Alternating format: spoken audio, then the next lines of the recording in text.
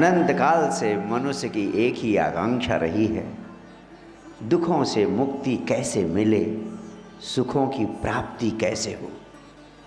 और इसी आकांक्षा को पूरा करने के लिए मनुष्य ने परमात्मा का आविष्कार किया, धर्म का आविष्कार किया। मंदिर, मस्जिद, गुरुद्वारे सब इसी आवश्यकता को पूरा करने के लिए पृथ्वी पर प्रकट हुए। लेकिन सबसे बड़े दुर्भाग्य की बात है कि आज भी मनुष्य को इन माध्यमों से शांति, आनंद या परमात्मा की उपलब्धि नहीं हो सकी। लेकिन हम कभी सोचते नहीं हैं कि ऐसा क्यों नहीं होता। आप सोचते हैं कि शायद आपके अंदर उतनी श्रद्धा, उतनी भक्ति, उतना भाव नहीं है, इसलिए आपको उपलब्ध नहीं होता। लेकिन गौर से देखें, आपके आसपास क्या किसी को उपलब्ध हुआ? आपके संपर्क में आए हुए इतने सारे लोग इस पृथ्वी पर अब तक मिले होंगे, आपने कभी गौर से देखा किसी को उपलब्ध हुआ? किसी के जीवन में शांति, किसी के जीवन में आनंद, किसी के जीवन में ईश्वर की उपलब्धि है? लेकिन आदमी इतना नासमझ है कि अंधों की तरह जिए चला जाता है। इसीलिए इस पृथ्वी पर जितने समुद्ध पुरुष हुए, उन्होंने कहा कि मनुष्य पैदा तो होता है अनंत संभावनाओं को लेकर, लेकिन पूरी जिंदगी पशुओं की तरह जीते हुए बिता देता है। हम में और पशुओं में कोई अंतर नहीं रह जाता। एक ही तो अंतर है हम में और पशुओं में, उस अंतर का नाम है समझ। मनुष्य एक समझदार जानवर है। इसी समझ का उपयोग करके तुम परम आनंद को उपलब्ध हो सकते हो। इसी समझ का उपयोग करके तुम परम ऐश्वर्य को उपलब्ध हो सकते हो।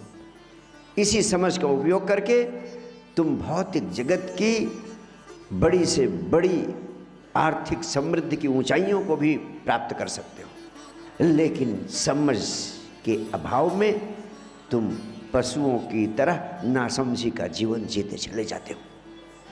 सबसे बड़ी समझ किस बात की होनी चाहिए? सबसे बड़ी समझ उन चीज़ों के बारे में होनी चाहिए जिन चीज़ों को आप जिंदगी में पाना चाहते हैं। क्या पाना चाहते हैं? हर व्यक्ति भौतिक दृष्टि से सुख समृद्धि पाना चाहता है। अपने पारिवारिक जीवन में, अपने व्यक्तिगत जीवन में, अपने रिश्तों में मधुर संबंध चाहता है। हर व्यक्ति भीतर से शांति चाहता है। हर व्यक्ति आर्थिक सुख समृद्धि की ऊंचाइयों के साथ साथ जीवन में आनंद की तरंग भी अनुभव करना चाहता है।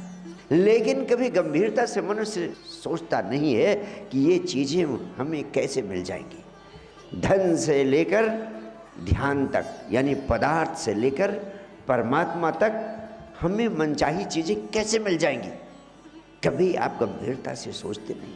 मैंने बड़ी गंभीरता से सोचा। अपने जीवन के अनमोल वर्ष मैंने इस सूत्र को सिद्ध करने में लगाए, तो मैं जिन निष्कर्षों पर पहुंचा उसके फलस्वरूप मैंने 3 महामंत्र आपको उपलब्ध कराए। पहला महामंत्र, विचार शक्ति के विज्ञान का प्रयोग कीजिए। दूसरा महामंत्र, 24 घंटे में आधे घंटे विचार शून्यता की अवस्था में होने का अभ्यास कीजिए। और तीसरा महामंत्र, हर पल आनंदित रहना सीखिए। आज मैं आपसे कहना चाहता हूँ, इन तीनों महामंत्रों को अगर आपने सिर्फ समझ लिया तो समझ की विराट क्रांति आपके जीवन में पैदा हो सकती है और आप धन से लेकर ध्यान तक, पदार्थ से लेकर परमात्मा तक हर मनचाही चीज़ को प्राप्त करने में सफल हो सकते हैं।